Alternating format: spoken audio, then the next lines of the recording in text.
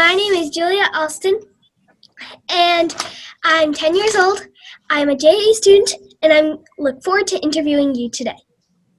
Before we begin, can you tell me a little bit about yourself? Annalie, you want to go first? Sure. I am currently a store manager in Texas, in Central Texas, and I'm also a doctorate student right now. I'm getting my doctoral degree in change management and sustainability. What's disdain management and changeability? Sure. Change management is just how either organizational change happens. So sometimes when things need to be different, right? And people are stuck in their ways, it's how to get them out of those gears and how to think of it differently and approach a problem differently and get everyone on board so that we can move in the direction together. And then sustainability is more about just our global world and our climate and how we can be sustainable in what we do. Yeah. And what about you, Francesca? Hi there. I currently live in Seattle, Washington, work for Starbucks. I was born and raised in California and have had the opportunity to live in many different places with Starbucks, which has been fantastic. Cool. And currently am in what I call my dream job as in operation services for Starbucks. Fun. And I have an icebreaker to get us started. Do you know the game Two Truths and a Lie? We do. Yeah. You got it. So you say three things, two are true, one is false. In the category of dreams when you were 10 years old. My age. To give you some time to think, I'll go first. I want to be a teacher. I want to go back to school. And I want to design rovers to go to Mars. Now, Annalie, do you want to guess which one's false? Being a teacher? No, I actually do want to be a teacher. Okay. I don't want to design rovers to go to Mars. And now, Francesca, do you want to go? Sure. Okay. Let's see. For me, is this when I was 10 years old? Is that right? Yes. Okay. I loved sports. Mm-hmm. My grandma was my favorite person in the world. Okay. And I wanted to be a lawyer. Okay. I'm gonna guess you didn't want to be a lawyer. That is very true. I did. Oh. I did. What did you not want to be? I wasn't sure if I loved sports yet. And what about, can you go now, Annalie? Absolutely. So when I was 10, it was 1985. And my favorite movie was E.T. Okay. And I wanted to be a fashion designer in New York. Okay. I'm going to guess you did not want to be a fashion designer in New York. I actually did. My favorite movie wasn't at that time E.T. It was a good movie, but it was Back to the Future when I was 10. Today I'm going to be interviewing you about choosing a job, landing a job, and keeping a job. So first, can you tell me a little bit about your day-to-day life? Francesca, do you want to go first? Sure. My day-to-day work life is currently filled with meetings. And what we do in these meetings is we talk about our store partners. So at Starbucks, the people who work in our stores are called partners. Okay. And we work in partnership with our teams across our headquarters and in the stores to try to make the partners' jobs easier so they can make great experiences for our customers while building our business. And so my day-to-day is filled with ideas, meetings, discussions, debates about how is the best way we can do that. And again, partnering with our stores so that we can bring it to life. And while you're getting your favorite Starbucks beverage, our partners are able to do that with joy and happiness and make your day. Okay. And what about you, Annalie? What's your day-to-day life? So my day-to-day life can look a little different. So for tomorrow, I'm going to be at work at 4 o'clock in the morning, and I'm going to start by making the coffee and getting the store ready. But I can also have a day where I'm interviewing and hiring people, talking to partners about new initiatives that we're rolling out, or even cleaning the bathroom. So I can do a lot of different things, and I can work from early in the morning to late at night. So I have a lot of different variants in my job. My dad makes coffee, but he doesn't make it at 4 a.m. in the morning. I'm just glad I have coffee. And Francesca, what did you want to be when you were a kid? Well, I kind of spoiled that already. A lawyer.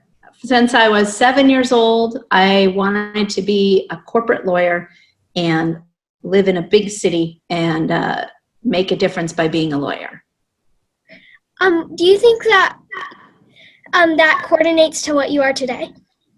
The part about making a difference absolutely coordinates. What I learned for myself in my discovery for my career is that a lawyer was not the best option for me to make a difference. And I found a better way to do that through serving food and coffee and creating experiences for people. And what advice would you give to your younger self, Annalie, about choosing a career? So one thing that I would give some advice to my younger self is to really be patient about choosing a career. You don't have to rush into it, but you definitely have to love what you do. So when you're looking at different job opportunities, what is it that it doesn't even feel like work? You can just get in there and the day goes by and the time goes by, because it's really important. We do a lot of work in our adult life. So what you're doing every hour is important. So make sure that you like it. Yeah. And Francesca, what did you learn from your first job?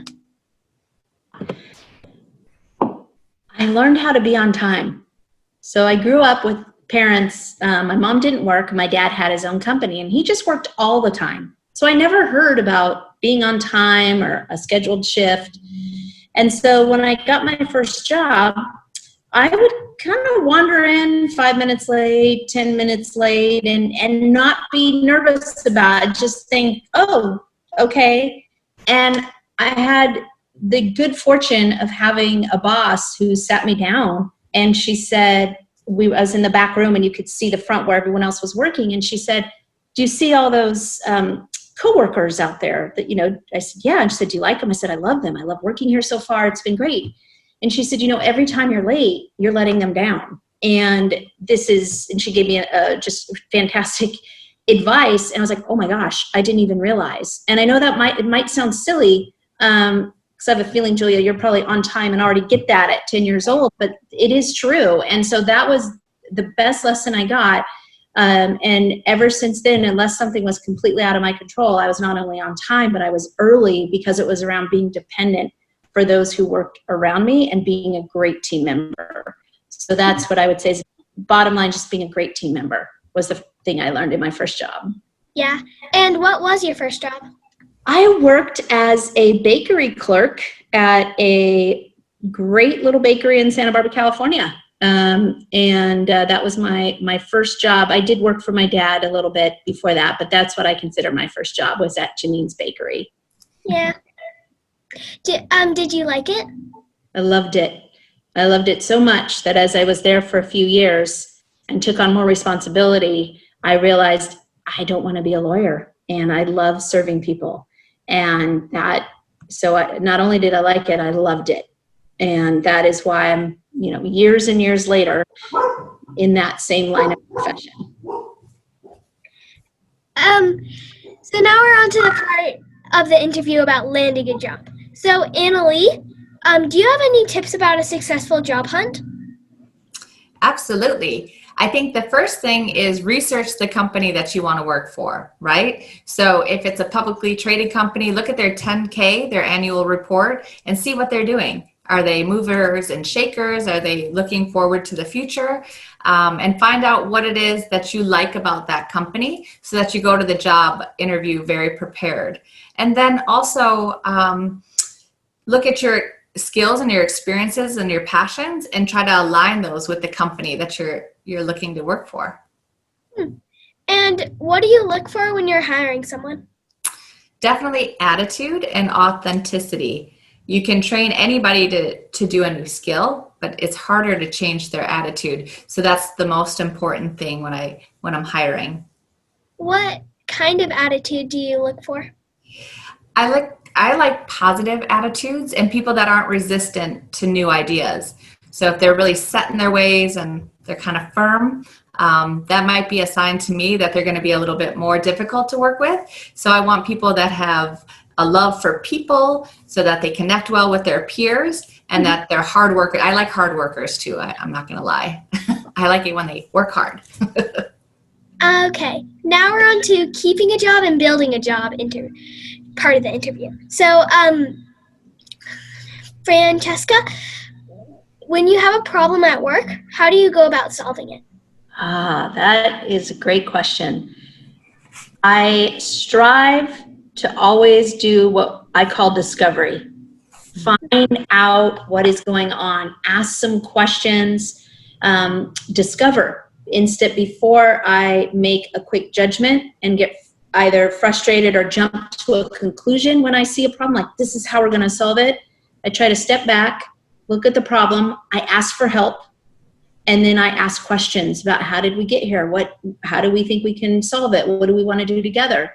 What was what we call root cause, that you just keep asking questions till you can get to the bottom of it. Now this could take 10 or 15 minutes, or it could take a few weeks depending on the size of the problem. But I would say my main thing is not to just jump in and try to solve it, because we might solve the wrong thing and then we create other problems, but to just ask questions, ask for help, use a team if you have time to do that, and then make some decisions to address solving it so you can start to fix it instead of it just sitting there not getting addressed. Do you think your day at work is full of problems? Look at it as full of problems. I guess I look at it as things that I can help with.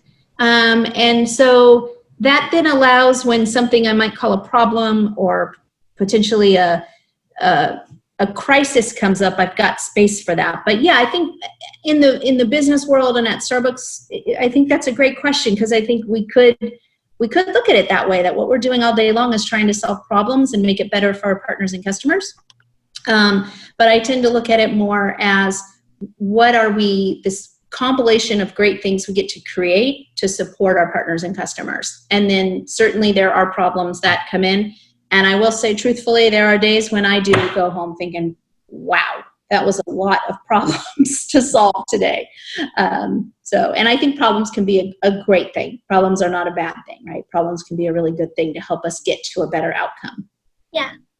And Annalie, how do you think your work ethic has affected you over your career?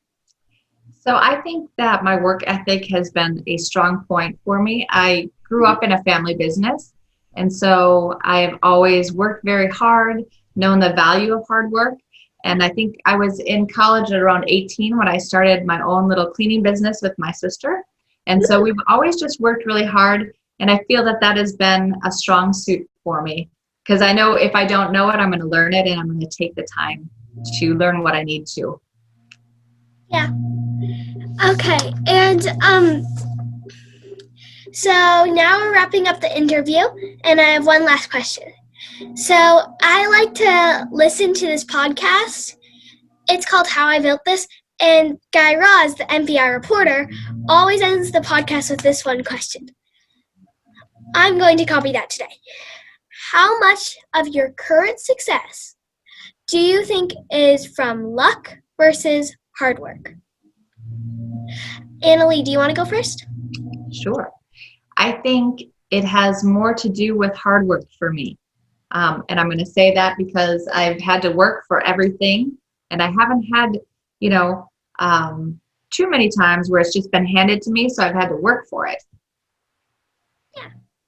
And what about you, Francesca? I would agree with Annalie. It has been the result of hard work. I think there are times when I would say, boy, did I have the good fortune that this job opportunity opened up in a certain area for me that I wanted to live. So I would say that was good fortune, but it was the hard work that allowed me to apply for that and ask for that role to be able to get it. So certainly fortune plays into certain opportunities, but yes, hard work and drive is what I attribute to my success. Yeah. My dad answered that question when I asked him it. He said I don't believe in luck. I think it's hard work meets opportunity. And finally, if you won $1,000 in a local contest, what do you think you would do with the money? Francesca, do you want to go first? Sure. Okay, that's a lot of money. So I would bring together family and friends that haven't been able to maybe see each other for a while and use it for that. I'd want to use it for a connection of some point. I would give a little bit of it away to a favorite nonprofit that I, perhaps junior achievement. And so I would do it for connection and commitment.